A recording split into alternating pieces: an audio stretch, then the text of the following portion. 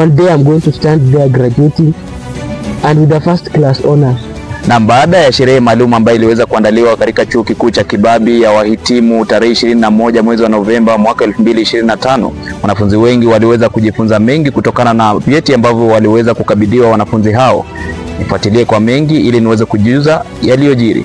Katika hafla maalum iliyofanyika tarehe 21 mwezi wa Novemba katika chuo kikuu cha Kibabii, ambayo iliweza kufurikwa na umati wa watu chungu nzima ili kuweza kusherehekea sikukuu ya wahitimu katika chuo hicho. Baadhi ya wahitimu walikabidhiwa vyeti huku wakipongezwa kwa kupata alama za juu katika mtihani yao, na bila shaka tukio hilo limeweza kuwagusa baadhi ya wanafunzi ambao wamesalia kwenye chuo, huku wakiapa ya kwamba watatia bidii na kujitahidi kwa njia inayofaa ili waweze kutuzwa vyeti kama wanafunzi bora zaidi. I'll study hard and I'll ensure that I come out of this place with something tangible and something significant.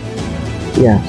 Na mtazamaji, kufikia hapo sina la ziada. Ungana nami katika vitengo kama hivi niweze kufahamisha mengi kuhusiana na masuala kama haya. Shukran. Jina langu ni Oduor Oscar Leo.